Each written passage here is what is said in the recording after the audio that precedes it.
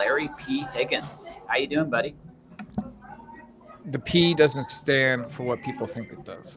Eh, Oh, I had no idea what the P stands for. Use my imagination, but I make no assumptions. I've learned in this life that you should not make any assumptions. No one's ever called me that though. That's the interesting thing.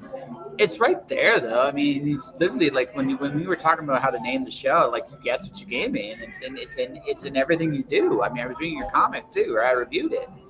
So, Larry and P. Higgins. yeah, Yeah. totally right. And it's like one of those moments where it's just like, okay, this makes total sense. So why not do it, right? I usually they just call me LP. LP or Yeah. or or Mr. Higgins. I don't get the Mister. You don't get the Mister, not yet. Okay. I Okay. hope I'm not that old yet. Well, I'm getting pretty No. old. I'm getting pretty old though. You know what I mean? Like, Dude, I'm 40. So I mean, whatever. I got 7 on you. Yeah, it's okay. It's okay. I still have all my hair, Yeah. Yeah. and I'm not really, and I'm not gray, which is actually a bit of a shocker. I expect to be grayer than what I am. God, I know people have gone gray in their 20s. Exactly. And I'm 40, and I still look damn good. Yeah, you gotta like that, brother. I do. I do. You know, age will just sneak up and kick me in the ass when it's all said and done. That's what's going to happen to me, but that's all right.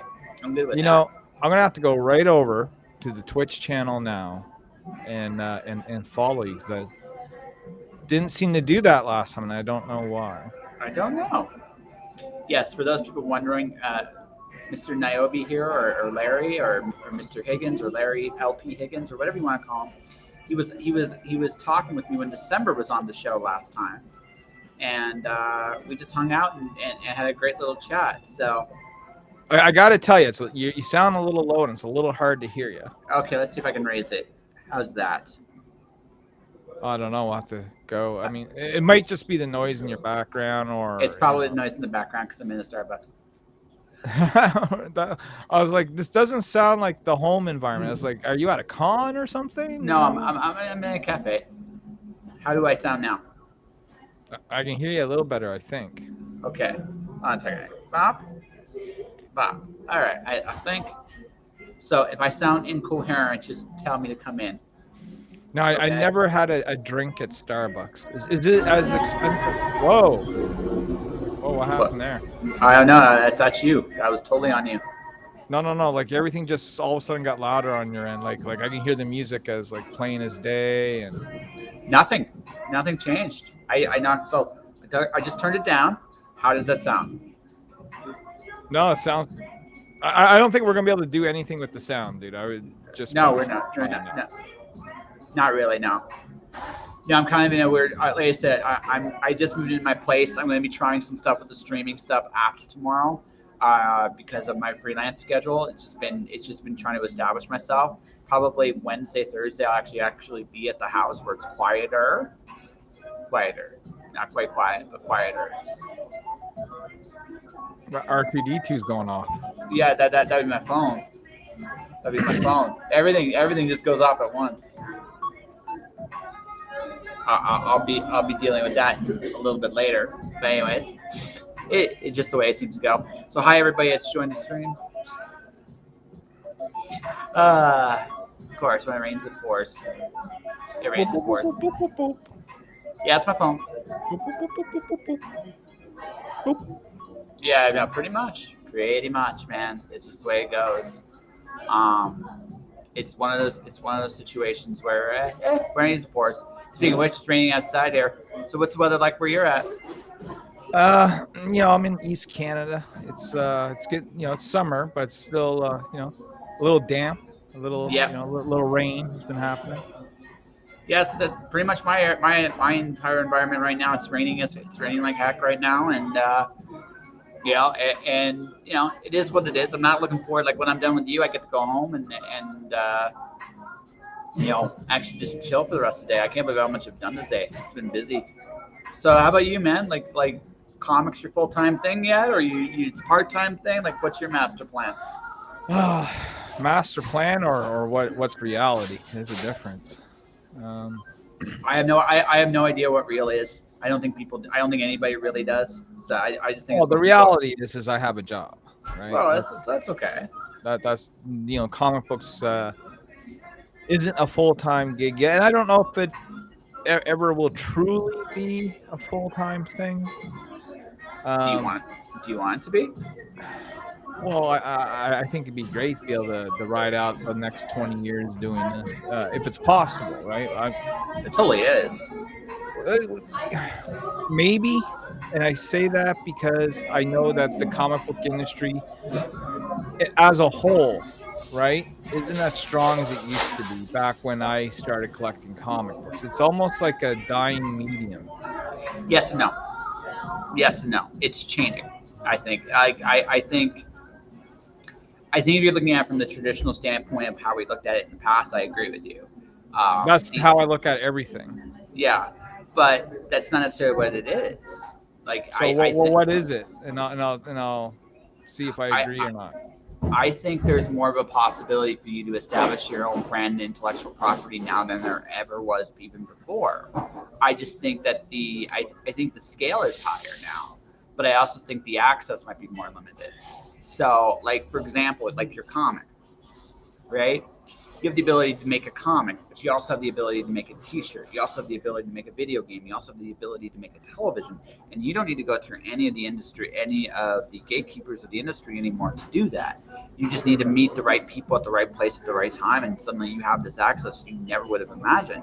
And because the publishers are much more niche now than they used to be, there's more of an opportunity of you to pitch your thing and make it happen.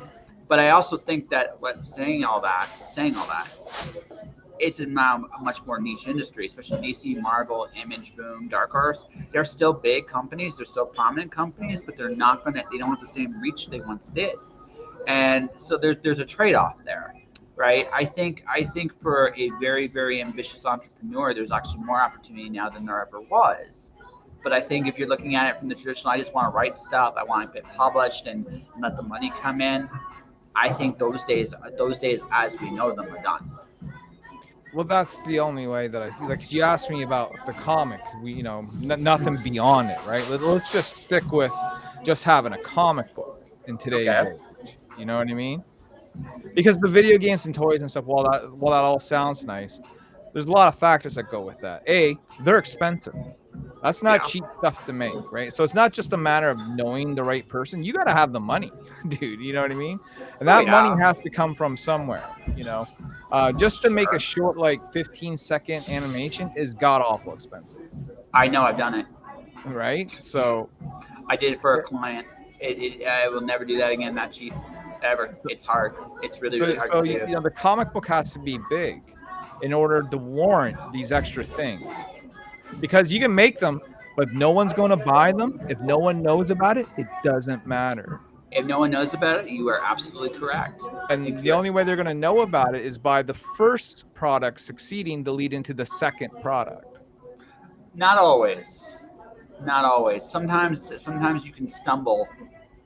Sometimes your product isn't necessarily the right medium, and sometimes you stumble into another medium and suddenly you're a big hit. Man, what is that? There's a video game franchise I'm thinking of in particular that did this. Blood Rain. Comics are okay, but the video games is where it made its money. Lord knows it didn't with the movies, you know. But I mean, where you are right is people got to take a chance. But I mean, I look at it today, intellectual property is the last real frontier. Everything else has been mined to death. And while I don't, I think comics have this really unique ability of being a catapult to a bunch of different possibilities. Right, but you Um, shouldn't get into comic books with that in mind. no, a little bit maybe. No, I want to see the guys that got a passion for comic books. Okay, I don't want to see the guys who like, oh, I think I could make this into a script and get into Netflix. To me, I those see. guys are kind of fake, like I'm gonna push back slightly on that. I they think push back a lot. I'm good to go. yeah, I think you're right. You need to be passionate about what you're doing, but I also think as a business person, period, you should be thinking in those terms a little bit. No, I'm not those saying those are bonuses. You shouldn't go into this expecting it, right? no. Well, no, If the gods came down and said, "Hey, we're willing to make a Nyobi Netflix series," of course I'm going to, bite at that. You know what I mean? sure Like you will. who wouldn't? But I'm talking about the motivation that gets you into this business in the first place. Like if you Oh, don't love comic books, you're in the wrong industry. You know. oh, absolutely. But I would say this: like you need passion to really succeed. You need passion, but you also need vision. And that's kind of how I see it. Like you need a bit of both. The way it is today, this is just how I see it. Is there's a lot of possibility. There's a lot more possibilities. Like you're right. Someone's got to make the investment. Someone's got to do their thing. But at the same time, I'm looking at it and going, well, um, if you have a vision and you have passion, you can make a lot of things happen. But you need both. If you're just going in to use this as a vehicle to do something, chances are you're not going to succeed. You're just And that's what not. I'm saying, right? And a lot of Right? people get into comic books with that one motive in mind. Yeah. Not everybody. Like I've been very No, I fortunate. didn't say everybody. You gotta listen to Yeah. the words I'm saying. I say a lot of people. A lot of people doesn't mean everybody. But I don't mind that either because it's a filter. Right? I look at it like this. Like it's not just true with comics. It's true with everything. Right? People try, and I think what happens over time is whatever art you do, it's a reflection of the person yourself. It's never like so. What you see, like the final product, whatever it is, it's going to be something that they create. Now, if they only want to do this for one reason and one reason only, right?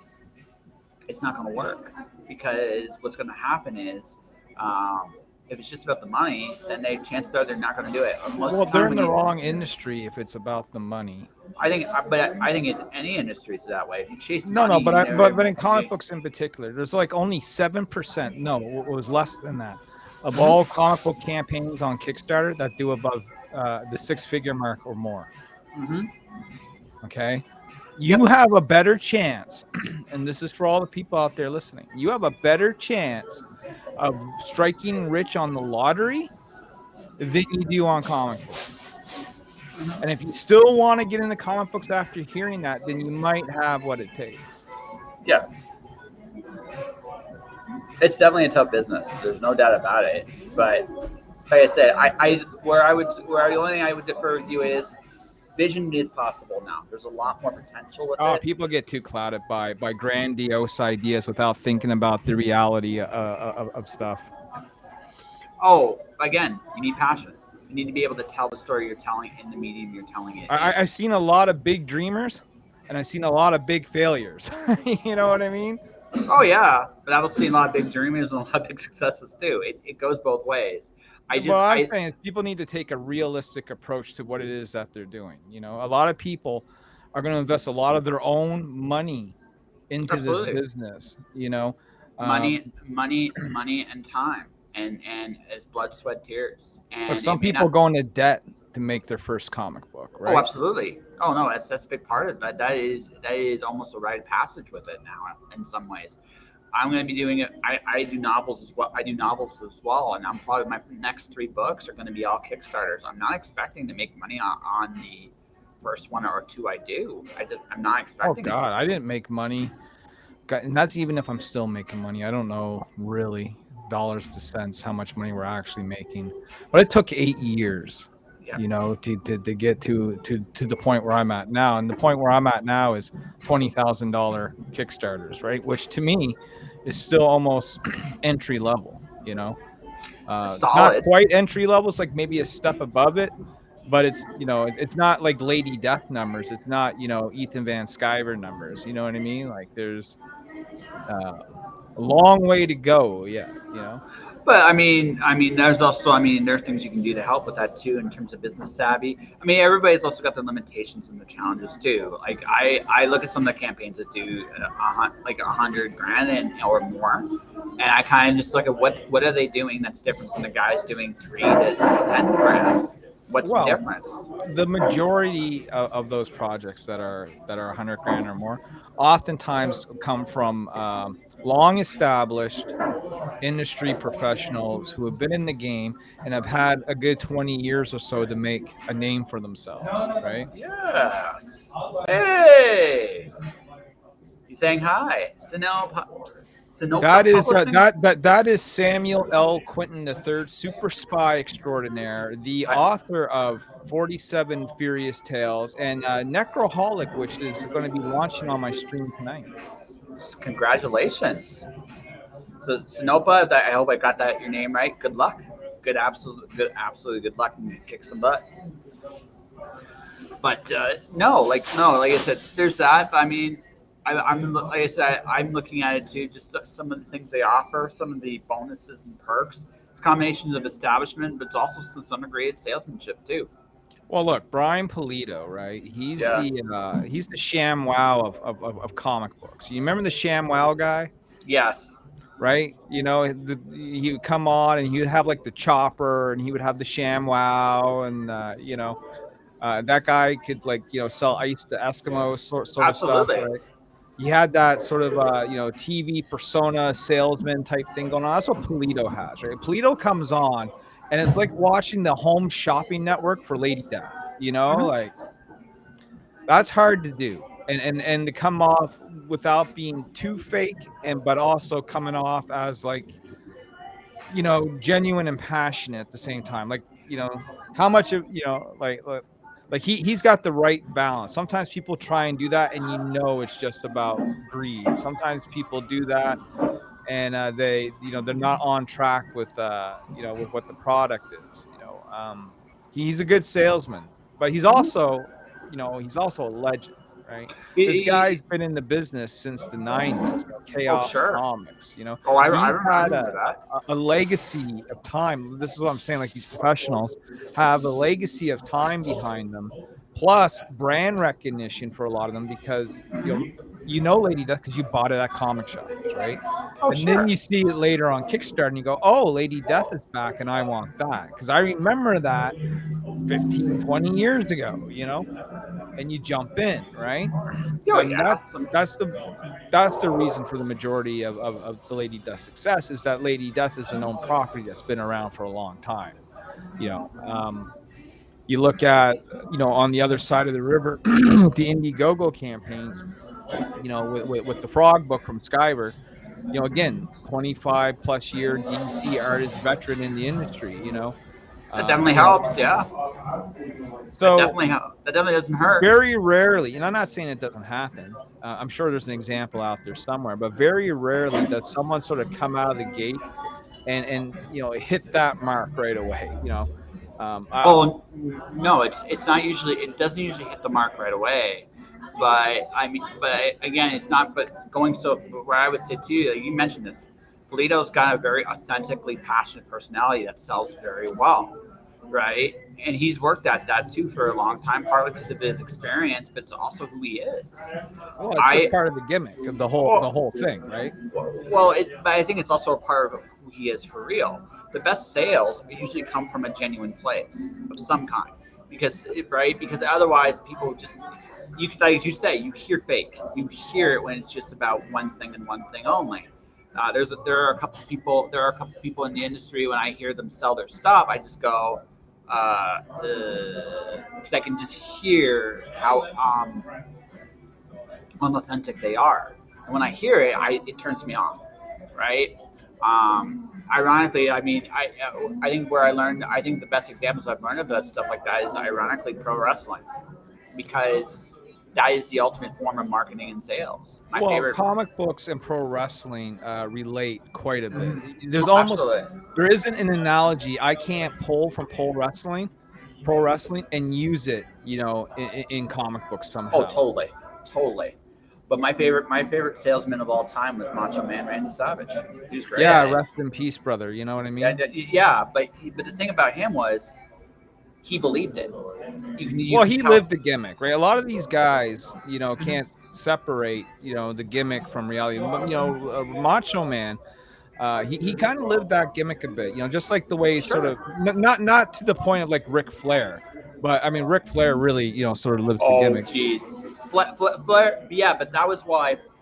that was why they made the money they did though too, because it was real. At least pro wrestling is the most absurd thing in the world. Because you're really talking about two grown men, especially when you go back to like the early '80s. Two grown men trying to get you to get out of your comfortable chair, come to an arena, pay overpriced beer and pretzels to go watch them fake fight, quote unquote. But Yeah, the well, thing was, Jim Cornette said it best. You don't need to have these elaborate storylines. You just need two guys that hate each other, need a reason to fight. People will come watch the drama. oh, no, absolutely. But there's also the last requirement, which is this: they need to believe it. The reason why Savage drew as much money as he did, the reason why Hogan did, Austin did, you name it, right? They believed it. That was what made it work. When you go into Polito, which you're talking about, he believes it, and you can tell he believes it when he goes up there. That's why he works. As much as he has a brand recognition that's established himself, he's never took away the one thing that actually really makes him successful, and that's his authenticity and his credibility. Because once you lose that, I don't care how many years you're on TV, you're done. Yeah, no, I agree. Brian spent a lot of time cultivating the business model. Yeah. I don't know if that business model will work for everyone, No. but I mean, to go to his Kickstarter to take notes, which I've done. He's got gimmick upon gimmick, in his Kickstarters. You got mystery boxes and contests and foil covers, and you know what I mean. Yeah. All that's expensive. Yeah, but here's what he's looking at, and this is where the flip side is. It's okay. Why do you go to Disneyland? Seriously, like you go there, you're paying up the schnoz to go Right. for this, go for it. So why do you go? You go to be entertained, dude. That's part of it, but you're also going for. You can be entertained at home though. Why go there? I don't know. I don't go there. Right, because of the experience. People go buy their overpriced stuff there because it reminds them of the time they had while they were there. There's an audience. There's a bunch of different audiences when you do this kind of stuff, which is one of them is, yeah, like you say, people only got so much bang for their buck, and you gotta cater to that. But there's another audience too that wants a cool experience. Ryan Polito delivering a mystery box to you, giving you a cool service on top of it. I mean, Brandon Sanderson did something similar with his Kickstarter, right? Brandon, now, yes, Brandon's super established. I'm not saying you're going to make $40 million. One of the things you can garner from that is the service.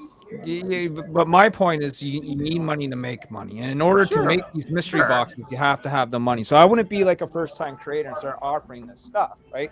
Like taking notes from Brian Polito as a new creator is probably not the best idea because he's doing things that you simply can't do, period. You know what I mean? Baby steps, friends, baby steps. Maybe, but like I say, it's always good. It's always good to study everybody, right? Even the people, even the campaigns that don't do well. I remember a campaign. She was a friend. I backed it. I thought it was terrible because they had zero interaction with anybody. But I learned a very valuable lesson right there. Right? Get involved with your community. However, no matter how big or small it is, get involved, or else you're never gonna get. Like, she didn't do a damn thing on her Kickstarter, and I didn't expect her to, because I read it. It was like, you're not even talking to your people, right? It just didn't. It just, you have to like what I look at when I look at a Kickstarter, and one of the things I look at, it doesn't matter who it is, right?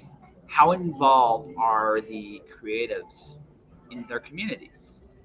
Because if they don't look like they give a shit, I'm not going to.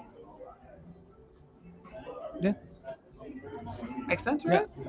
Yeah, I mean, communities. I don't like the word community. Okay, you don't like the word community? What would you call it? Because everyone's comic book business is a solitary sort of business, right? Yeah, I believe that we're all, people say there's no competition in comic books. I actually feel the exact opposite. Interesting. Yeah. I'm in competition with every single other book that's on Kickstarter when I'm there. Just like if my book is on the shelf at a comic shop, which they are, I'm in competition with every single other book that's there buying for that customer's dollar. They can be atrocity. I won't dispute that. There is a dark side to this business. Absolutely. Right? You go in. You go into the comic shop, maybe you got $20 in your pocket. You want to buy a few comic books. Well, I hope my comic book's the one you pick up, which means I'm in competition with every other single book there. I hope you walk by my book and go, that's the book I want. That mostly agree with that. Here's where I think maybe I if your book really I find this like there's different each book like each book. Okay, superheroes is I definitely agree with you. It is a competitive cutthroat market because there's so many like okay you come up with a cool superhero, right? You gotta compete with Batman. Yeah. Let's just be real. You gotta compete with Batman. That is your competition. What makes your hero cooler than Batman?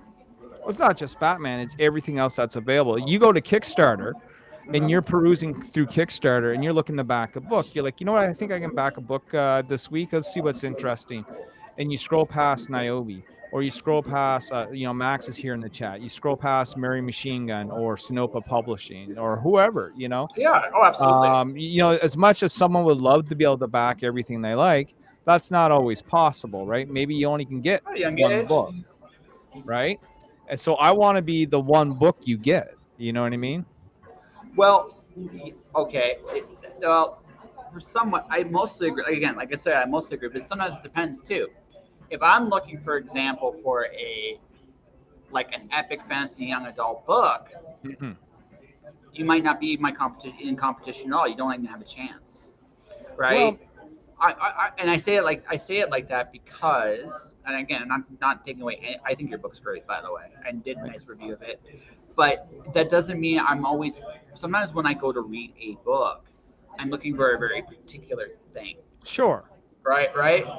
But that So, doesn't mean we're still not in competition, whether it's directly or indirectly. All forms of entertainment are in competition with each other, right? As much as you're looking to watch, a wrestling program and WWE and AEW are on at the same time, which one are you clicking on first? You know what I mean? but what if I don't even feel like wrestling at all? Like, and I Then want wrestling different, lost out to another piece of competition that you have chosen to go watch. or I was never your audience to go for it to begin with. But we want to try and make you our audience. Not necessarily. Why I not? Why think wouldn't you want everyone to be your audience? because that's such a big target. For example, I have an Alice in Wonderland Greek mythology epic poetry book. Okay, it's a very unique kind of product. It stands out because it's so unique. So on the one hand, do I go after the superhero market to take the competition? No, it doesn't make sense to do that right away. I should go after the theater kids who love Alice in Wonderland. That makes more sense for me to get started with because I can probably get that audience or Alice in Wonderland fans because I can get that audience.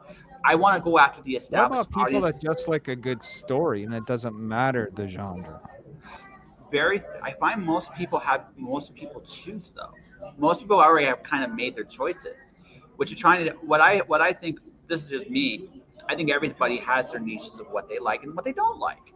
Right? So instead of Mhm. trying to go after everybody, because I don't think I can do that right away, I'm going to go after the people I think have the niches that I'm trying to hit. Right? I'm going to target my marketing advertising to audiences I think are more likely to buy my book. Sure, but you hope that spills over to other people and other Eventually, genres. Like, eventually, comic book genre, right? For example, there's lots of different types of comic books. You got superheroes, horror comics, sci-fi comics, fantasy comics, you name it, it's out there. Just absolutely. because you like a superhero comic book doesn't mean you won't like Red Sonja. You know No, what I that mean? no, no, Just no. just because you That read the X-Men doesn't mean you're not going to go pick up Walking Dead. Oh no, I agree with that. But I also feel like if I'm starting, if we're talking about starting at the very beginning, I'm looking at what is my book, right? Your book is a superhero book. It's kind of a coming of age book. So maybe your target audience would be people who like superhero books, people who like young adult books. But Just as an you actually missed the biggest category of what it is, though. It's a ah, bad girl book. it's a bad girl book. So there you go, right? So in that case, those would be the markets I would target first. It doesn't mean, by the way, you're right. Well, we do that automatically just by putting out our covers, though, right? And Not the artwork. Oh yeah, I mean, listen, very few interactions do I get. Like people actually come in to buy on the Kickstarter that directly come from my social media. It's mostly people perusing Kickstarter. They saw something that caught their eye and they came in. oh yeah, fair enough. Right. And so the artwork, the design of the character, just how she looks is what attracts the Bad Girl audience automatically, because they're already on Kickstarter looking for their next Bad Girl book, right? I'm the guy that launched the same day as Brian Pulido did, not because I was scared, to launch on the day. I wanted all the people that were crawling through at Lady Death while they were looking at other stuff. It's like wrestling. Like people come to see Hulk Hogan, he's on the card. He's going to put asses in seats. Well, I want to be on that same fucking show that Hulk Hogan's on because I want people to see me. You know what I mean? No, totally. That makes total sense. But you also pick someone that's kind of like you too, right? So I mean, that makes sense. I just think like for me, I'm going to go after what I feel is going to be the initial run. Now, again, I want to become bigger and better and more crossover and more mainstream. But I think targeting, I just feel personally just going after particular targets, that I feel that's probably a better, especially if you don't have a lot of marketing dollars. That kind of feels like the way to go. You know how much marketing dollars I spent? I have no idea. 0. I never spent a single dime on an ad, on a sponsorship. I never bought, like a spot on a show. I never spent a single dime on advertising, period. Interesting. Why not? Because I don't need to. It's as simple as that. I mean, fair. I'm at a spot now where I don't need to. Every time we come out of the gate, we get more backers, we make more money, we get more popular. Now that we're published through Antarctic Press, that's more eyes on the prize. We talked about being in shops. I mean, I'm literally in shops competing with Batman. Batman's kicking our ass, but we're literally in shops, competing with Batman. Yeah. Right? Congratulations, by the way. Thank you. Yeah. So it's always, I don't really need to spend money on advertising. I've known people that've done that and it really didn't do much for them. I've known people that bought into Facebook ads or, paid for ads on people's shows or even bought ads in other people's books. And it never really has paid off for them at all. I never saw anyone come to me and say, you know what? Facebook ads is totally worth it. It, tripled my business. I haven't heard that from anyone. Interesting. It because I'm coming in this from a book end of things, right? Whereas someone like me might be looking at an Amazon ad sometimes, or a BookBub ad, or because of the nature of the business, like I have seen just again this is maybe a book end, not a comic book end. But I've always seen this. I've always kind of seen like the advertising end. Like when you release a book, you figure you got about 90 days with that book. So you're advertising it in some form or fashion, whether it's just a Facebook post, hey, I have a Kickstarter, whether it's going to an interview. But that's free advertising. There's a difference. I said I never paid a cent for advertising. I didn't say I don't advertise. There's a difference. I don't pay money to do it. Okay. I'm just picking your brain. It's interesting because again, just something I just one of those things, bigger things I've noticed just as time has gone on. Big companies spend a shit ton of money advertising all the time, right? There's a group of guys in your chat that came here because I put out the link, right? Yeah. You got Young Gage. We call him the Pledge. He's the guy that we mentored. We got Sam. And we got Max. The way that we advertise, honestly, is we got our ads in each other's books. Community. And we do that for free for each other because we're in a network. I don't call it a community. I call it a network. Fair enough. No. Yeah. But that makes sense. That does make sense. And so you go buy Gage's book, you're going to see ads for all of our books. You're going to buy my book, you're going to see ads for all of our books. That's in our, network. And it's a tight group, and we don't just network with everyone. We have our core network, and then we have the extended network, right? So in the core network, it's guys that I talk to on the daily, and we're exchanging notes. It's like Todd McFarlane calling up Rod Liefeld back on the day while they're drawing and spend 3 hours on the phone while they're each at their board, right? So sort of same idea. And then you have the extended network, which are people, that are like, maybe they're big fans, or they're people that you've hired to work with, or they're other guys that make comics, you know what I mean? And then, it sort of goes from there. But in the core network, we advertise each other. And I found that to be kind of cool and working out well, That actually makes a ton of sense. Like that actually makes a. So actually, you want to talk real quick about the guys in there, like Young Gage and I guess Atrocity Press and some of the other people in here. Some of these guys are really good friends, I take it. They are. Listen, all those guys, they're all comic book creators. Max DeVille publishes, like, he's Atrocity Press. He publishes about 8 books. Sam publishes 4 or 5 for sure. Gage just did his very first book underneath our tutelage. We guided him from step 1 to like concept to him fulfilling his books and people receiving them in the mail now. It's the first time we ever had someone come to us and say, show me what you do. I will listen. Because we'll have a lot of people say, hey, I'm making my first comic book. You got any advice, anything to help me out? And you give it to them and they don't listen, and they wonder why things didn't work out. Gage is one of the few guys that actually had like a notepad and wrote things down that we said and actually applied them all the way through. Now, I'm not saying that Gage didn't do stuff on his own either and had his own ideas. He totally did. He took what we said that worked, and he took, and what wouldn't work for him, he discarded, right? But in the end, he made a product, I haven't gotten mine yet, Gage. Get on that. No, I know it's in the mail. No, I get it. Yeah, no. Will this camera work? Boom. There we go. All right. Hey. Yeah. I know. I don't like being on camera. It's like people who don't like hearing their voice, But I mean, Reign of Ages. That's from Sam. Human Hunters. That's from Atrocity Press. I've seen that. Ninja Bimbos versus Zombies from Deep Space, also Atrocity Press. And it doesn't matter which one of these books that you crack open. Let's try this one. You're going to see an ad for the book that's launching tonight, Necroholic, right there in the back of Max's book for Sam, right? Yeah. You're going to open this up.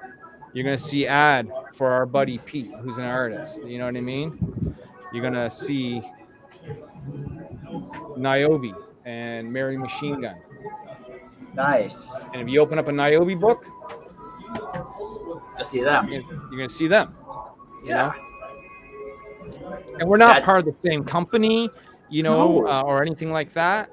But to me, it does still have that sort of like old school image feel, where you got a bunch of guys getting together and networking to a point where, like, you go by like say like a Witchblade book, and you see an advertisement for the darkness in it, right? So sort of same idea, Oh, yeah. Absolutely. No, it makes sense, right? Like and again, so that's a way of advertising without spending a single cent. Yeah, but also very cool group of guys. I mean, you're very fortunate with the group of people you have, and I say that like in aggressive, like that. Those are good dudes, and vice versa, by the way, for you too. Because now here's another example, right? Yeah. So being published, right? This is an Antarctic Press book. This is Rags One Shot Sailor Rogoski by Brian Ball and Luigi Terrell. You can go grab this, at your local store, and just as cool.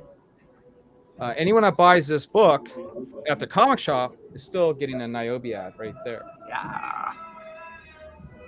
This is why I don't need to spend any money on on advertising. I mean, if I did, maybe it would make a difference. But I mean, for the comic book level, this seems to be working out pretty good so far. No, you did it better. I'm not like you are advertising, but you did it better. You found a good group of people, and you guys are working together, and that's smart. Like legit, like very, very, very smart. And kudos to all of you, right? So I mean, you are yeah. I know you're going to carry each other, and that's a wonderful thing because each of you are going to open different doors. Just doing this, and you'll be able to help each other kind of break those doors in a little bit as well, which is always a really cool bonus. Yeah, and and our books are completely different. Some of them are like bad girl books, but I mean, like you look at a guy like Sam, he's got like an anthropomorphic book. You know what I mean? Like that has nothing to do with sexy bad girls. They're like 47 squirrels who are Ronins. Like. It's awesome, which is awesome. And the other thing that we do is that, like, let's say you go back, one of these guys' campaigns.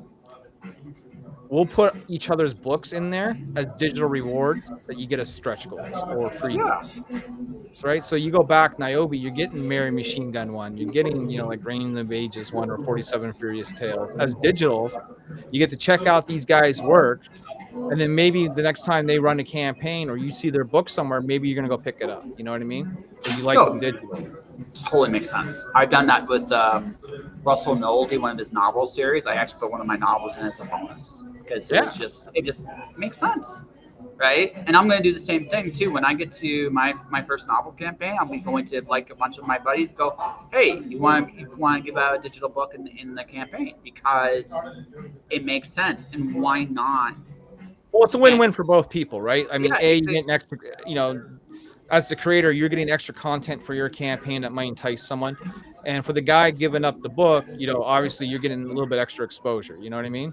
yeah, Yeah, absolutely. buy my book. Buy my book. Buy my shit. Buy All my right. shit.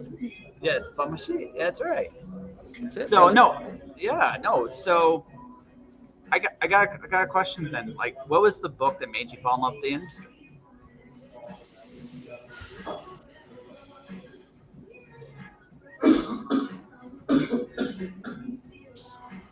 I got into comics because of Archie.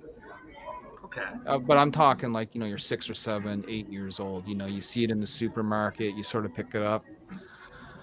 So that, or you go to like an old thrift store with your mom and you see a box of comics that are like a quarter a piece, you know what I mean? And you just buy a lump of comics. It didn't really matter sort of what they were. By the way, Um, I popped for Casper Quest. That was sweet. I mean, Casper the Ghost, Richie Rich, all that sort of kiddie stuff, all right, was my introductory into comic books. But I was a big Spider-Man fan. Spider-Man and His Amazing Friends, and the old 60 series that was before that. I used to run it on syndication, and so like grade 3, grade 4, grade 5, watching a lot of Spider-Man, and then you see Spider-Man, on the rack. You go to a corner store and they used to have the spinner racks, and Spider-Man comics were there, and I started grabbing Spider-Man comics, and even then I didn't treat them like collectibles. You know what I mean? They were sort of rags. Didn't matter what kind of condition they got in. But as I became a teenager, I discovered this magical place, right? It was called the local comic shop. And you walk in here and there's comic books everywhere. They're all on the walls and there's big boxes and they're all presented nice and in these beautiful bags and boards and they look really cool. And then you see the X-Men, you know, Yes. and you see Art Adams, X-Men Annual 10, you know what I mean? And you go, ooh, what's this? And you buy the X-Men for the first time and you just fall in love. And then that starts the bite, that really gets you into comic books, because after that, now you're treating them like collectibles, right? You know, you buy your first long box, you get your first set of bags and boards, and as a 14-year-old kid, you're all giddy in your room, bagging and boarding your comics. Um, and then you start diving back, you go, oh, well, that was cool. But now, when did Shadowcat first show up? Oh, that's X-Men 129. I gotta go get that book. When was Dazzler? Oh, that was X-Men 130. I gotta go get that book. And you start buying back issues. I remember like buying, Kitty Pryde's first appearance for $10, and I was like, oh my god! I thought I spent a lot of money. You know what I mean, on a comic book. And when they used to be, 75 cents, 95 cents, $1.25, you know what I mean? You can go in with $10 and walk out with 7 or 8 books. You're lucky to walk out with one now. But yeah, I would say X-Men was the first when I took it seriously as a comic book collector. And then it just sort of expanded from there. I was more of a Marvel guy sort of growing up. I did DC, but it was Batman. Right? It was Batman, that was all the DC that I really did. But then I got into a lot of other sort of obscure companies. To us, they're almost like legends now. But back then, no one knew of Mirage Studios or what the hell the Teenage Mutant Ninja Turtles was, black and white. No one really knew what Usagi Yojimbo was. You know what I mean? No one knew what Antarctic Press was in Ninja High School from Ben Dunn. No one knew what Shuriken was. Or some of these old companies that were doing small press indie comics. A lot of them black and white. Back in those days, I was buying those too. Oh, And then the 90s happened. Continuing comics, right? I can't even say it right. But then the 90s happened. Yes. But then the 90s happened and the superstars. Not that there weren't superstars before, but I mean superstars rose. I mean, when we talk about, obviously like the likes of Jim Lee and Todd McFarlane and all the Image founders, and then even the guys that sort of spawned off from them, which would have been like the Michael Turners and the J. Scott Campbells and and all those cats. Those guys, that art style really turned the industry into the boom, right? We had the big boom before we had the big burst. But that big boom was like, I was into comic books before that because I got in the late 80s. But I remember really being into it in the 90s because that's when Image had hit the scene. And that's when I became sort of like a Bad Girl fan. That's when we got Dark Child and Gen 13 and, Lady Death wasn't Image, but it was right there. You know what I mean? We had Witchblade and Evangeline and, all this sort of like, sexy goodness of, as a 14-year-old male, right? 15-year-old male, really sort of caught the eye. You know what I mean? You go, oh, that's so cool. But the X-Men were doing it too because, when Jim Lee was drawing the X-Men, all the women looked hot. Psylocke was smoking, Rogue was smoking, Jean Grey was smoking, Emma Frost was smoking. They were all hot, right? So in a way, the X-Men was almost like a Bad Girl book too because they would use those girls a lot on their cover to sell books, especially then, right? And then, you also had the sort of like the hyper masculinity with like, overdrawn, Cable with guns that were bigger than he was, and stuff like that. But all that sort of killed the industry because when they became superstars, they became larger than the industry. And then there was going to be a burst. All these guys, they went and made their own books. And we know the tales, people going out and buying 20 copies of Youngblood #1, thinking it was going to be this big, huge investment and put their kids through college. Didn't quite happen, right? You find them in dollar bins everywhere. Why? Because they, as great as it was in selling millions of copies, X-Men #1, highest selling comic book of all time, 8 million copies, is also the reason why that book is never going to be worth any money because it's not rare. Right? 8 million copies is the definition of not rare. You know what I mean? There's a reason why Walking Dead #1 is worth a lot of money because there was like 3,600 copies of it that were made initially. You know what I mean? Before the second printing. Same with the Turtles, and books like that.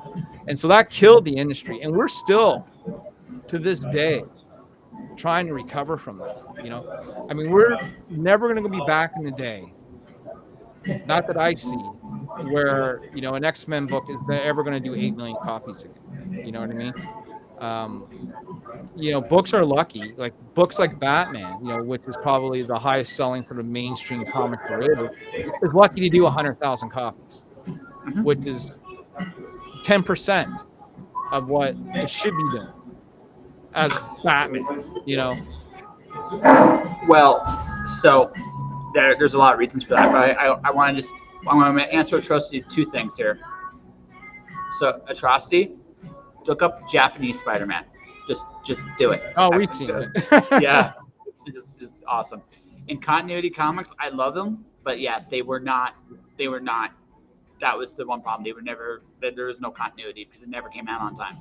But that all Well, said, Image had that problem too. Image was always late. oh, continuity was worse though. And that was the thing. But that's also because Neil Adams was doing everything himself. That was the reason. Big difference. No, what gutted the comic industry back in the '90s was the fact that they actually gutted their own distribution. When they went to direct, when they went with Diamond, they gutted their industry. Like all the distribution channels they had prior to that, then were cut off. And when that happened, that's when that created the death knell. That was the big thing. I mean, a lot of other things helped too. Variant covers, lots of other Oh, there's like lots of gimmick. moving factors. The Yeah. speculation market though is what really did it. I mean, it's like, you know, when baseball cards were a big thing and collecting hockey cards, and that speculation market pretty much destroyed the card market too. You know what I mean? The Yeah. speculation market's now back on fire thanks to eBay, right? But it's more the back issues and upcoming TV shows that speculate the fire for those books, you know? Yeah. Well, again, the different ways it's been sold. But where this has happened in books, and I know this happens in comics too to some degree, where comics make their money now is their backlist. Not so much their front list, but their backlist. Their front list feeds their backlist, right? Mhm. So an artist that like we'll give an example. Someone like Kaylin Smith does a lot of cool books, very successful on Kickstarter. But every time she makes a book, her other books sell as well. Because every time you make something new, people look at all the other things you've done. Right. Right. That means she's attracting new people, which is Well, good. no, yeah, but that's the same thing with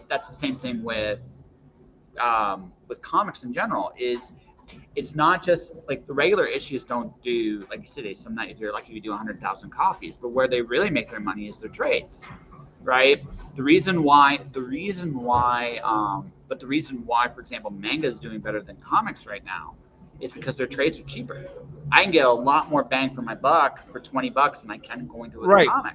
But you're never gonna be able to sell that again for $20. But again, it's not. But manga isn't trying to go be a collectible. Manga is trying to just sell a product. But comic books are collectibles. They are. No, that is an aspect of the market. Yes, but it's not the only aspect of the market. But Right? it's an aspect of the market that needs to be focused on. That's the reason why, you know what I mean? You know, people don't buy comic books and they buy trades, is they don't treat it like an investment. You know, I got 13 long boxes there. I barely got any trades, dude. And the trades I do got came to me like, you know, they were given to me, or I saw something for $5. You know what I mean? Me and you are the same way. I love me my single issues. Right, I do. I literally, first time I went to the comic shop in a few months, I could pick me up the final issue of The Last Roman. I finally got to read The Last Roman's conclusions. Like, yes! Yeah, and without those single issues, the trades and the omnibuses wouldn't exist. No, they wouldn't.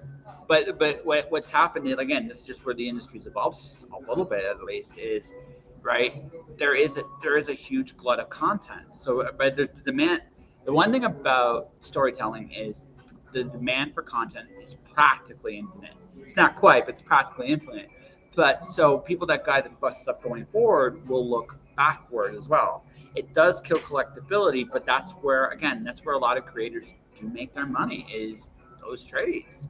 So I mean, I can't knock the model that way. But you're right, from a collectability standpoint, almost none of those trades are going to be worth a damn. There might be the odd.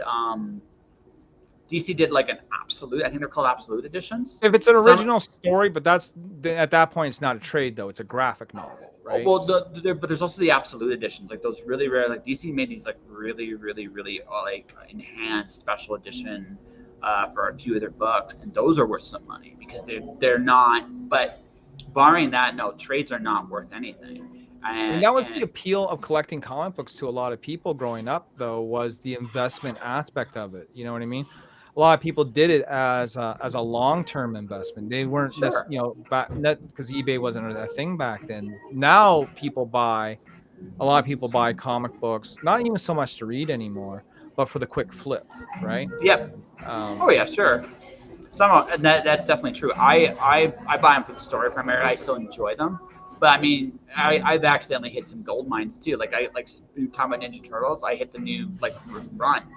I'm sitting on a gold mine because all those books are worth some of those books are worth stupid money. Yeah. The new series, right? They just are, and I just got them regularly in my pull list, right? Yep. Right? So, but you don't always get that guarantee. Like for every Ninja Turtle series or every Immortal Hulk series, you'll buy a book that may not be worth a damn. Well, that's why you have a lot of people that actually don't buy a single issue run anymore, right? They, you got people that, okay, they're curious, they want to read the stories, right? And so they're called trade waiters. They wait for the trade. You know what I mean?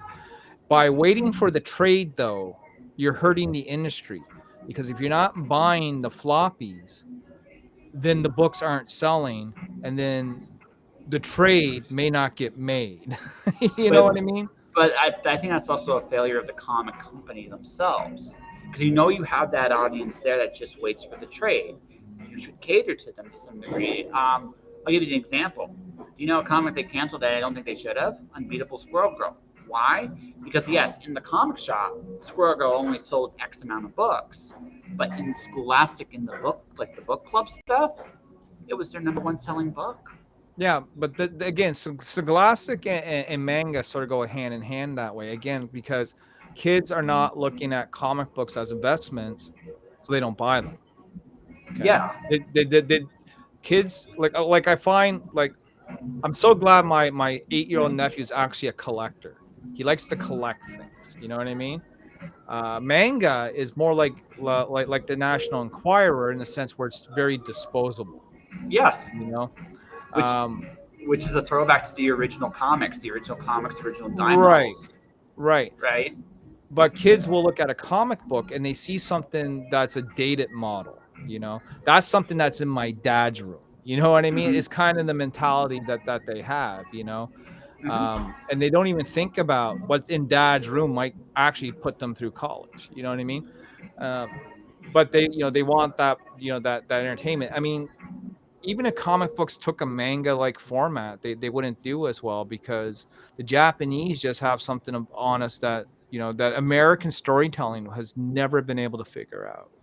And I knew that back when I was 14 because I was watching a lot of old school anime. You know what I mean?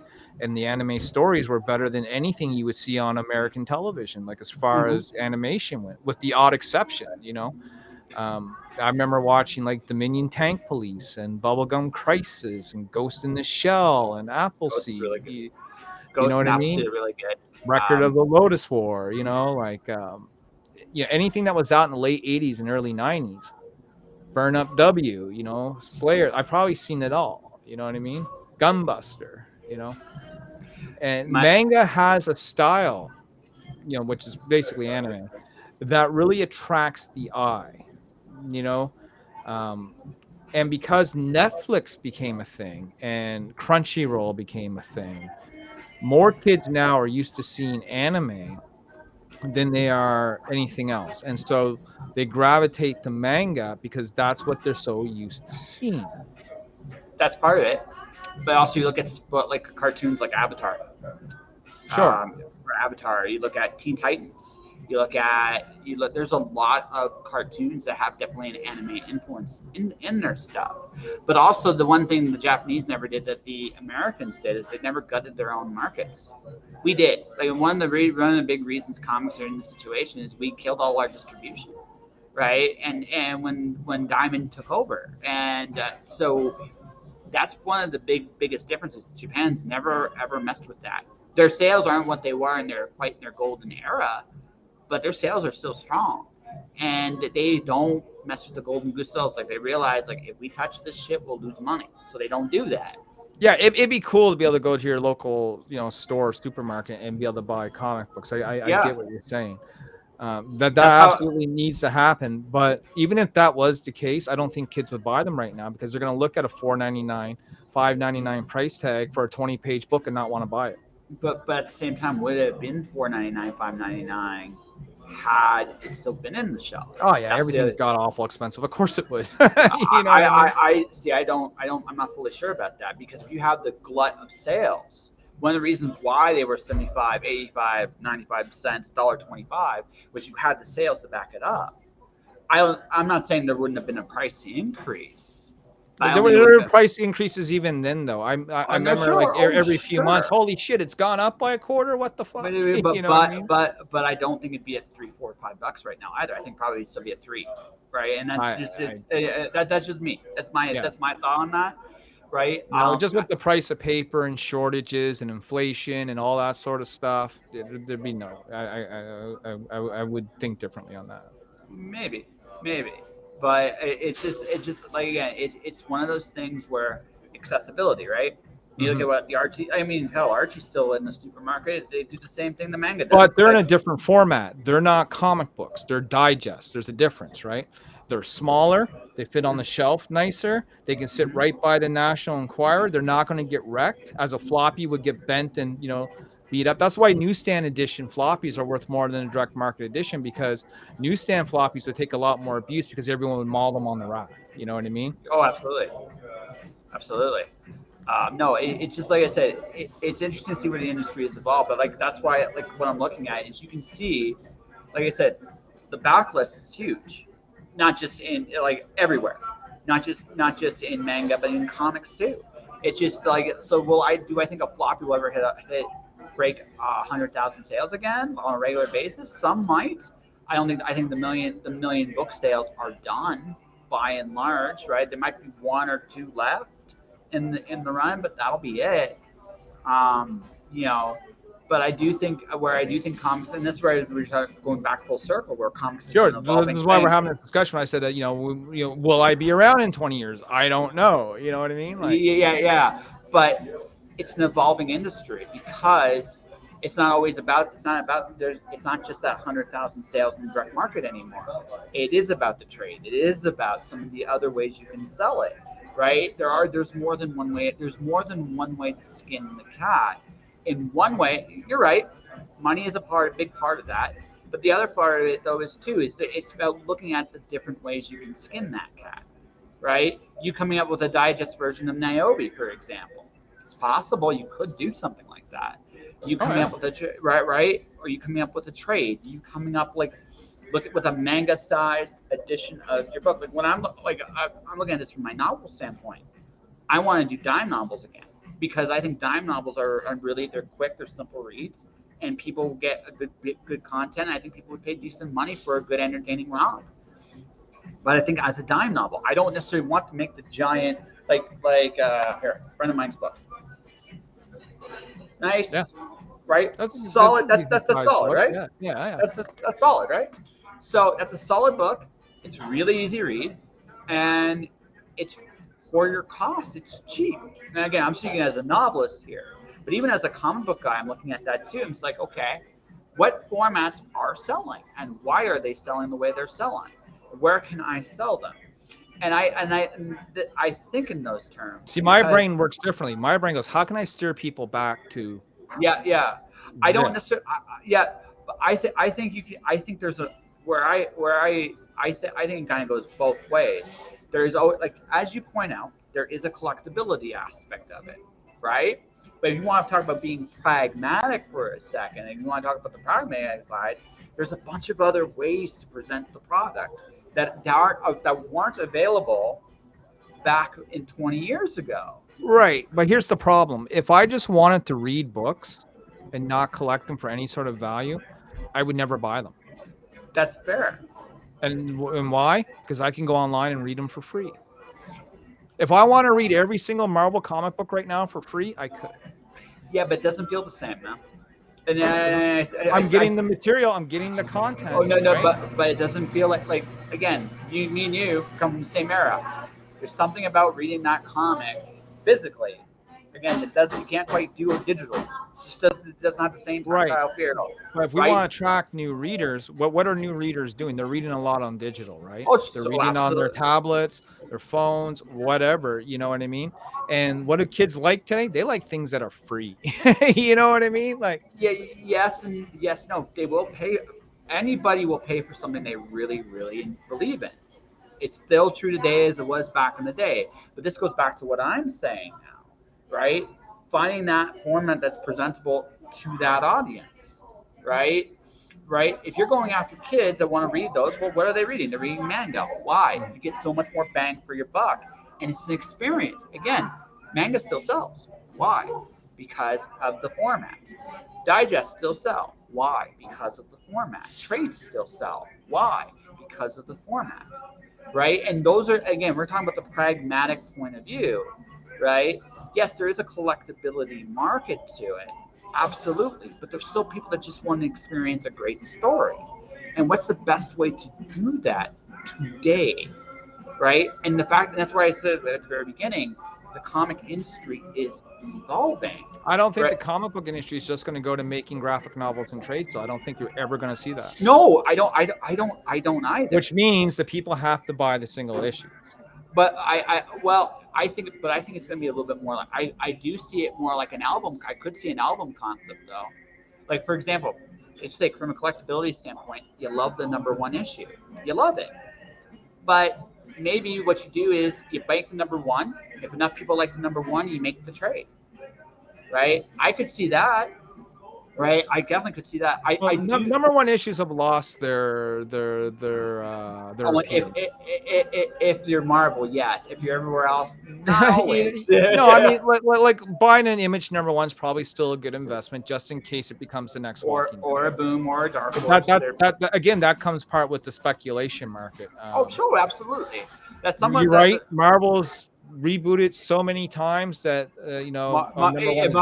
Marvel, I completely agree with you. It's dead in the water. Even DC, even DC, you know, DC's done like Rebirth and New 52, and you know how many times have they, jump started again?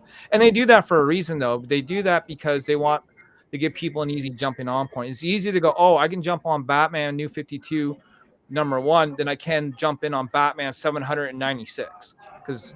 You know what I mean? I don't know where to go from there. You know, like no, I kind of get that. This is where I think comics could steal more from books, and that's this: you have a series by a particular voice or a particular creative team, right? And you go, okay. It's like, for example, we'll just say Miss Marvel by G. Willow Wilson, because she was the big one of Miss Marvel for a very long time. So you have her entire run, just one series, and when she leaves the book. Then you relaunch. You have the classic numbering still there, but you also put a new number in there with the next creative team. That. I hate that. Yeah.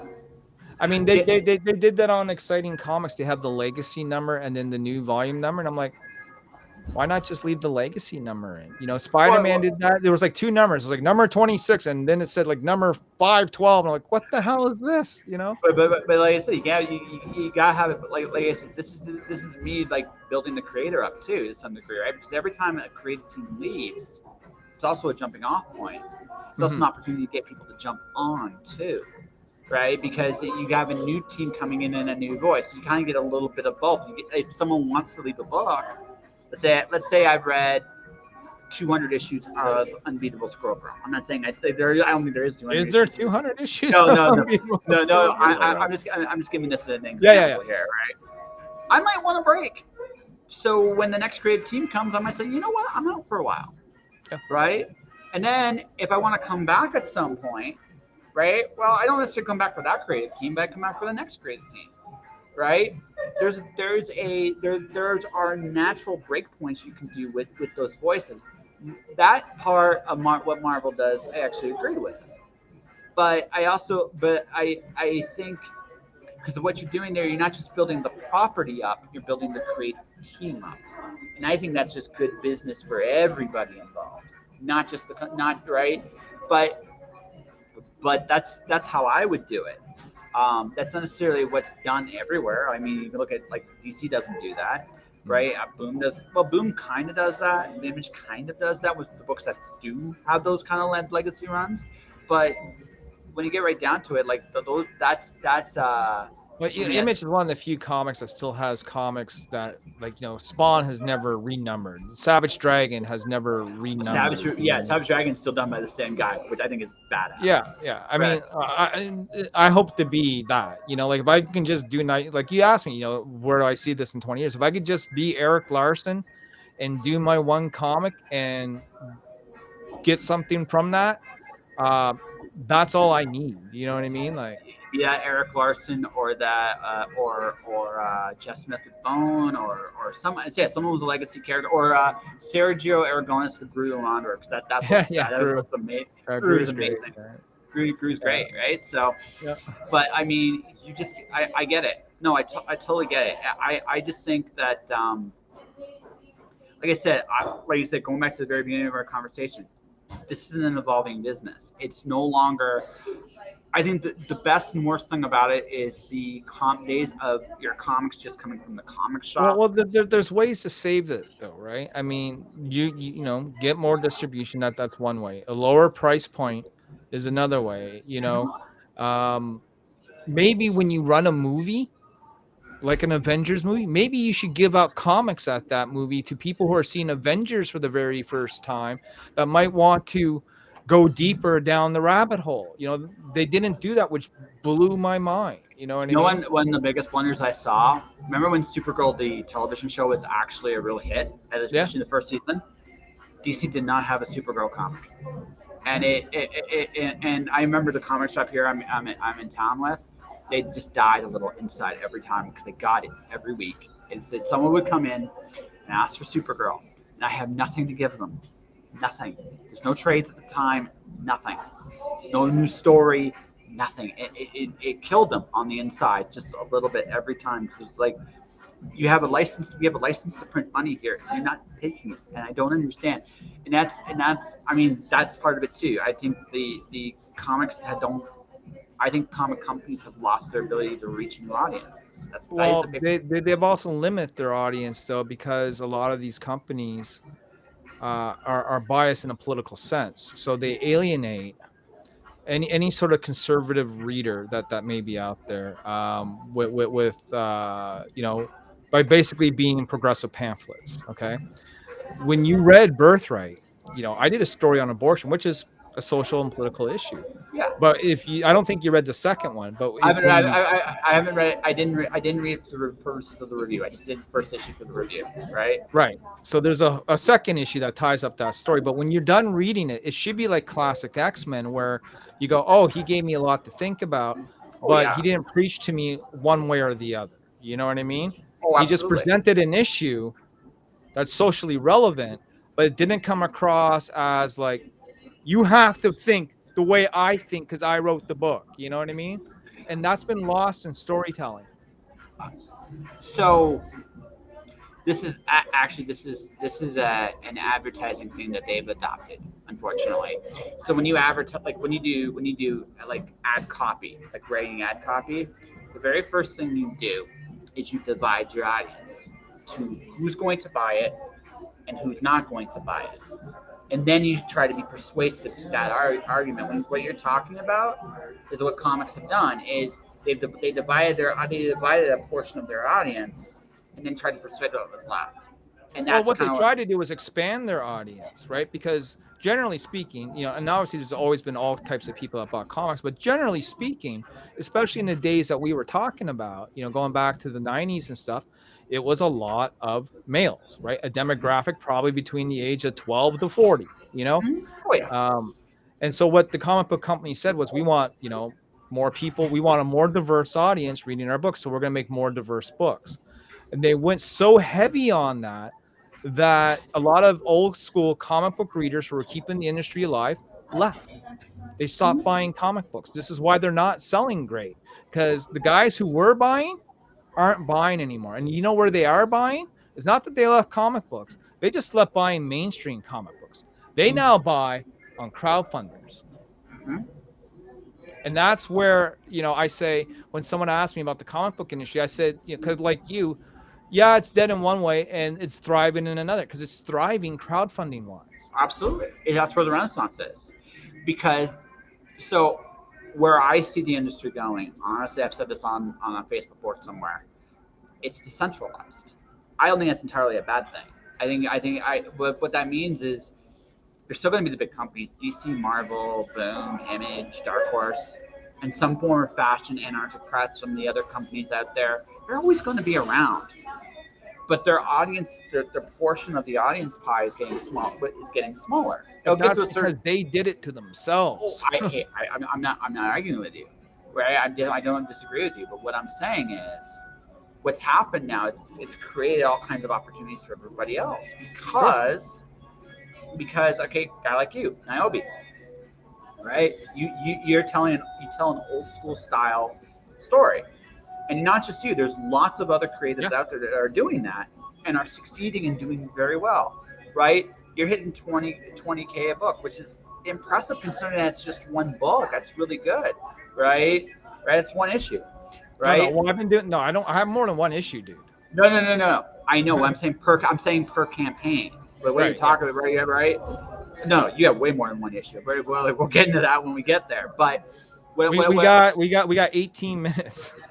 yeah, no, it's okay. It's okay. We're getting to All the right. point. All right. We're getting I there. got to do my own show. Oh no, I got you, man. But no, all I'm saying is before we get to the plugging in your stuff is like Well, I'm going not like. even worried about that. I just like have an industry conversation, dude. Oh no. I know. And we've been talking shop for about an hour and a bit, right? So no, what? But I will make sure we plug your books at least a little bit at the end of this because we should. But I say it like this. It's just on the one hand, the industry, like I said, that's why I said the industry has evolved.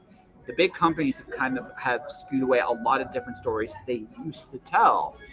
The demand for those stories are still there. In fact, they might even be bigger now because now there's more access.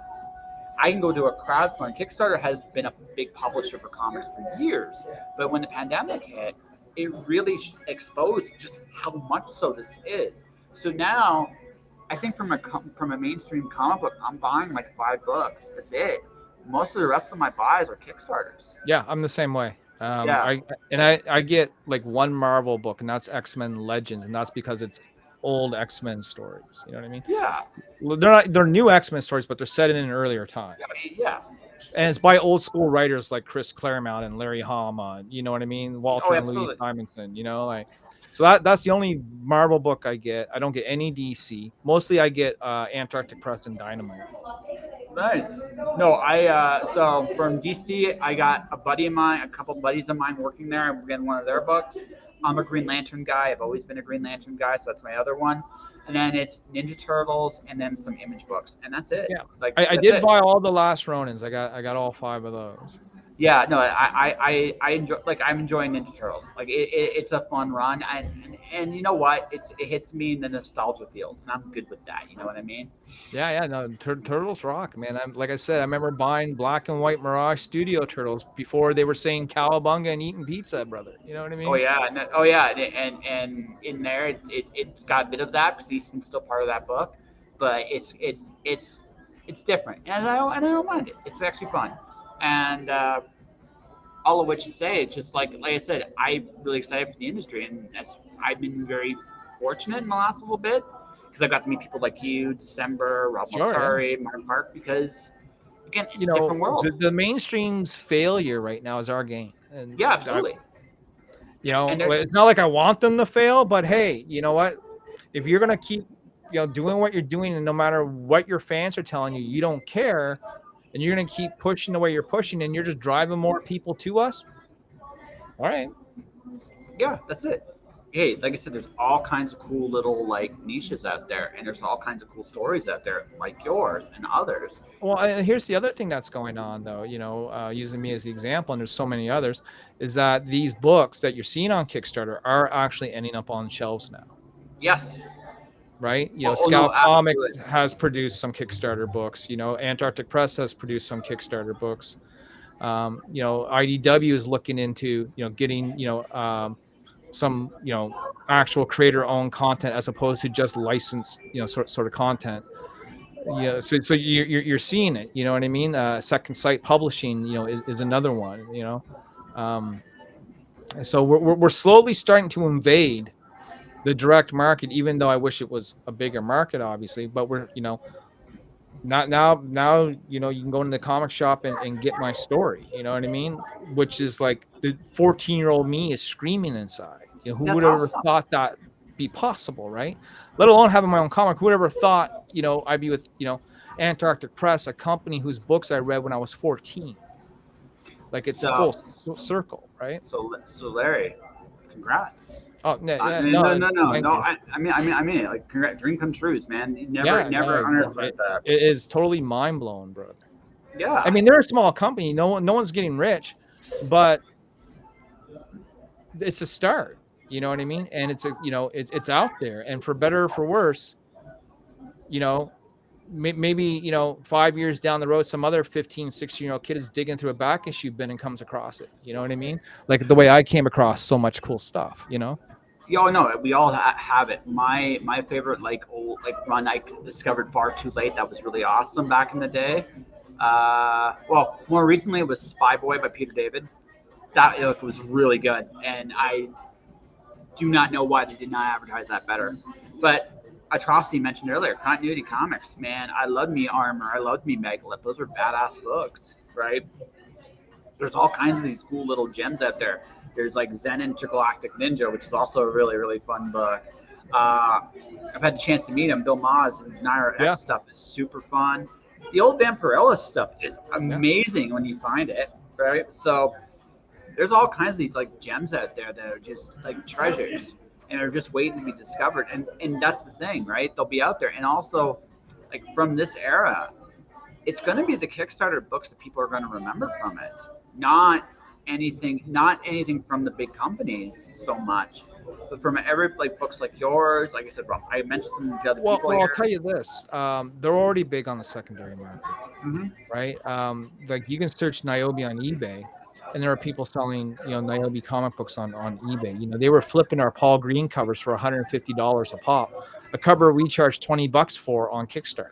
You know, sold multiple times for $100 to $150. Um, you got to understand that a lot of people that come to Kickstarter are speculators. Oh, sure. Not all That's of them, but a lot of them. oh yeah.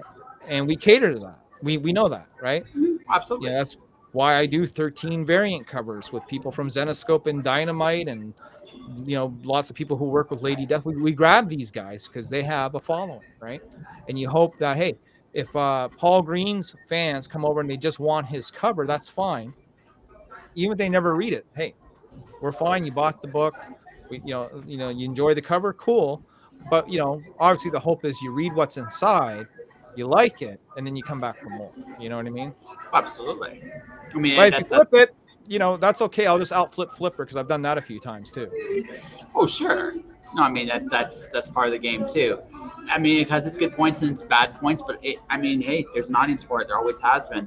I mean it's why I mean Steph Wilson. That's why he's got the business he's got right now because everybody like Yeah. he's got a fan base, right? Yeah. Steph Wilson's done covers for us. Yeah. Yeah, no, Steph's awesome. Like he's a really cool dude. But I mean, just straight up, it's one of those things where yeah, I mean, it creates all these cool little market things. It's almost like I said, I'm gonna be very curious what the industry looks like in 5 years because I think it's gonna be like I said, I think it's gonna be very decentralized, and I think that's gonna be a good thing overall.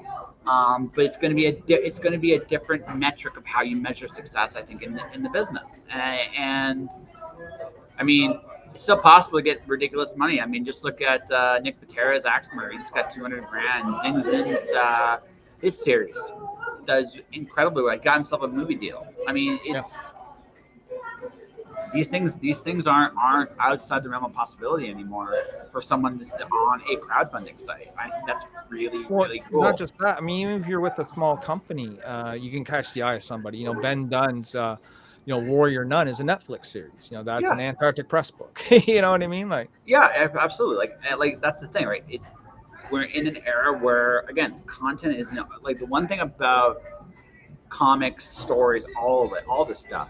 It's intellectual property, and it's in more demand now than it's ever been. So I well, mean, and there's that's a reason for that. And part of the reason is Disney. part of it. And well, I mean, like when Netflix had all the Marvel stuff and all the Star Wars stuff, that was one thing. But when they lost all that, they lost a good portion of the content that people were coming to their service for. So now what they had to do was they had to find content to fill the holes that they were now missing, right? And that's why a lot of new series were starting to get developed and a lot of new IPs were being picked up, because there was this void with Netflix now, where every, sort of major company said, hey, we're going to have our own streaming service. You got Paramount Plus, you got Amazon Prime, you got Netflix, you got Disney, and a couple of others, right? And so that because of that left room open for other properties now to get picked up. Yeah, absolutely. No, it's going to be interesting to see, like I said, where this evolves in a few years. I'm expecting to see more video game stuff, I think, as time goes on too, and a few other things as well. It's going to be a very interesting time. I'm going to start to wrap this up because you got to get ready for your show. Yeah. Before you do that, you should probably promote your stuff. But since you got that time, I mean, we're going to have a Kickstarter in about 3 weeks for Nyobi Outbreak. I can give you a sneak peek of that. Can we share screen on this program? I never really used Stream. Yes, you can. It's the middle one. You'll see a box with an arrow going up. There you go. You can go like this. Ta-da! Right. Well, what we're on here was something I was looking at a little earlier, but this is how I started with like $2,003 and 64 backers, right? Yeah. Then we jumped to 2,700 with 99 backers, and I thought we were on the king of the world here. You know what I mean? Oh yeah. Then we did 3,800 with 104 backers, and then 4,200 with 112. And I thought, you know what? It's never going to get any better than this, brother. And I was happy with that, right? Ecstatic with that. We did a one shot of a villain. It didn't do quite as well, but it wasn't a failure in my eyes. You know what I mean? Yeah. New character, right? Then we had about a year break right here. And what happened was all these books were in black and white. Okay. And the artist went on to go do his own book. So now it was without an artist. And I wanted to continue Nyobi. But if I was going to do that, I was going to revamp it, right? So we're going to get a new artist. And now we're going to go full color. And coloring books is expensive, right? I ended up doing a flip of a comic book to help pay for that. I sold a first appearance of Spider-Gwen. Okay. Yeah, that do it. That would do it. Yeah. But I mean, this wasn't the regular version. This was the Gregland variant that went for $1,000 on eBay. So I took it down to the comic shop. I said, I got this book. It's $1,000 right now. I'd be stupid not to sell it, right? We put it up on their eBay store. They took like 10%. I got the rest, and I put that money towards coloring the book. I paid a little bit out of pocket, but the 900, covered quite a bit of it. And so when we went to color and we changed artists and we brought on a couple of known names, we went to 7,200. Okay, which was again ecstatic. That's the one you read. That's the book you read. Yeah, absolutely. When we put out part 2, we did 16,000. When we did Origins, 24,000. And we did put out a trade. That was our last campaign, and that did almost 14,000 just on the trade alone. So that, is hopefully a lot of new readers, because like you said, some people wait for the trade, right? Yes. So we're trying to, appeal to those people to, maybe come on over for the next one, Absolutely. And then we got the new one here, which is still in development. So this isn't going to look very pretty. All right. But this in the works. I'm going to hit preview here.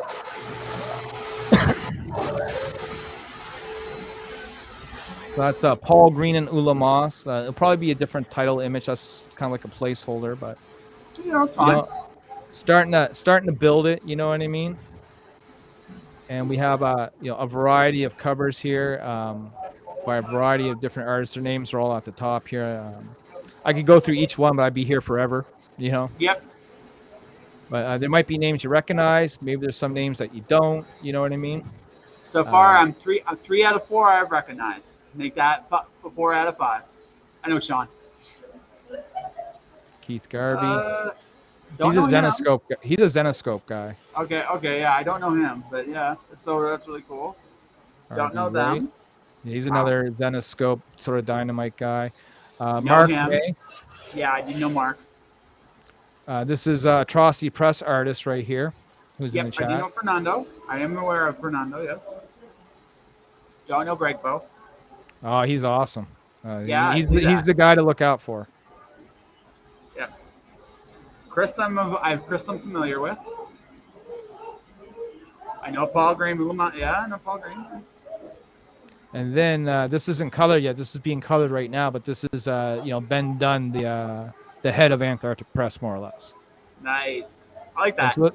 so that'll be all our covers. We got some pages here. These are still being worked on, but got a few up on here for now, just to show Yeah. kind of what's going on. This is our new villain. See that? And then just a bunch of info down here at the bottom right now until I fill it out some more with some pictures and some cool stuff and all our stretch goals and add-ons. Add-ons is the best thing that ever happened to Kickstarter because, Yes.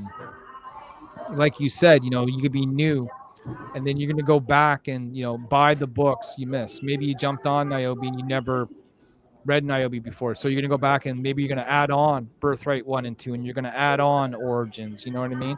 Or you're going to add on the trade, Yeah. I which agree. is I agree. I agree. I agree, Sinopa. I agree. well, what's he saying? Good stuff. But I mean, hey, if you don't want to wait for the Kickstarter, maybe you don't have a credit card. Maybe Kickstarters are too expensive. Maybe you don't want to pay high shipping costs. We get it. We hear you. The number one question is when can I buy your book at a shop? Go ahead and look for Exciting Comics 17 to 20 from Antarctic Press. $3.99, $4.99. You can get some Nyobi in your like beautiful cover here by Witchblade's very own Randy Green from back in the day. Mm, very cool. So there are multiple ways to get the book. Plus, we have an eBay store. So if you missed out on variant covers, you can just type in Nyobi on eBay and you're gonna find us. You know what I mean? But Antarctic Press is cool. I mean, they got more than just Nyobi. I just picked this up the other day. This is Black Hops by Tim Lim and Mark Pellegrini, the guys that Nice. do Common America. You know what I mean? So there's a lot of things that are sort of flying underneath the radar. And this is more sort of crowdfunded stuff here that people should jump on. Latent Death is another guy who's on Kickstarter, but I also bought this in the shop the other day, brand new. Oh yeah. You know what I mean? Absolutely. Absolutely. So I mean, if you can keep both of those, I mean, that's sort of the cool thing about Antarctic is they'll allow you to do your crowdfunder. So I'm like, oh, you mean I could do everything I was doing before, plus you'll put me on the shelf, and every now and then you send me a little royalty check? Yeah, okay, I'm in. Yeah, no, sure. Hey, I can't argue with you. I absolutely can't argue with you. So, for those people that want to find you, get more information, where can people find you? Usually under a rock. Okay. Maybe underneath a table, drunk somewhere. Yeah, no, Nyobi comic. If you type that in, on your, for instance, we're on Twitch, right? So if you have an itch for the Twitch and you need to scratch that itch, you can go ahead and do that at Nyobi Comic on Twitch. We're on Instagram. We're on YouTube. We're on Facebook. Did I get that right? Yeah, I think that's exactly what it is. Okay. I mean, at least I hope that's what it is. Twitch is one of those things we use, but we don't pay a lot of attention to. I'll be honest with you, right? I have it and I use Restream. And when I restream, it just automatically goes to Twitch. And every now and then we'll get a chatter from Twitch that comes in. But our main focus has been on our Facebook and YouTube presence. We do Twitch just to have Twitch, No, I totally get that. I get that. I enjoy, again, Twitch has been beneficial to me in ways I didn't expect, right? I haven't made affiliate. I have followers. I haven't made affiliate, but you need the concurrent viewership. That's the hardest thing to get, right? Yeah, but at the same time, I've made money just peripherally. It's made me money. So it's one of those situations where it's okay, I don't have the Amazon contract, but on the other hand, I'm still making money. Do I care? Yeah, right? I mean, you can make money indirectly. Every time I go on YouTube, especially for crowdfunding, and if someone backs the book because they heard me talk about it on YouTube, essentially I made money from my YouTube that I would not have had maybe otherwise, Exactly. I'm 100% with you, my friend. Yeah. So Dude, it was a pleasure talking shop with you. Yeah, man. You know, I always like a good back and forth, brother. You know what I mean? Yeah. Like I said, like you have your again, you have what works, and I can respect that. I totally do. And I'm an old. also, Yeah, just I mean, this has been a criticism that people labeled. I mean, that I'm too old school, right? But I think comic books still need that old school. Maybe I'm the last of a generation. I don't know, but I think comic books still need that old school touch. no, I agree with you. The only thing I think where we differ is I understand the need to bit of both. You do need to think in terms of what it is today. Like I said, but we had a great little chat about that. So, Mr. Larry, good luck with your Kickstarter. If you want to Yeah, come brother. back, like during your Kickstarter run, when we get off the air, we can make an arrangement for a date and time. Yeah, I would love to do that, brother. And same thing with you. You got something going on. You want to pop on the show and promote it. We're on Monday nights. I mean, we're going to be on in about half an hour. So, if you're out there, people, you want to see more. We're like the Howard Stern of comic book broadcasting, though. Like we are. We don't take it seriously. We're late night. Like we're like the Adult Swim of comic books. We goof off. We joke. We got a bunch of inside humor. I got a soundboard that has all kinds of funny clips and sounds on it. We're gonna have a bunch of people on tonight too. We got Max DeVille from Atrocity Press. I think we're gonna have the Pledge Gage on. Sam is launching his book tonight, Necroholic.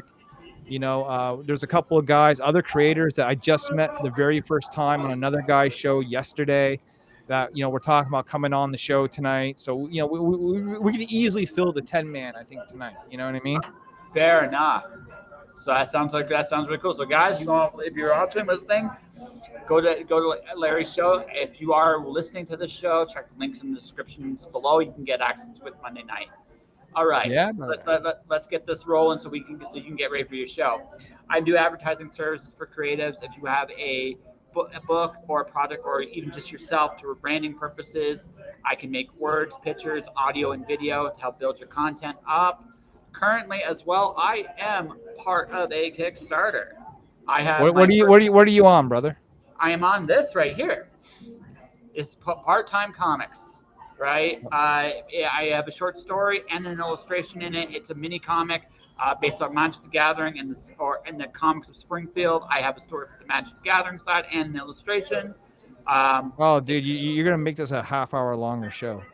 Because, well, I mean, I was an avid Magic player for years. Me.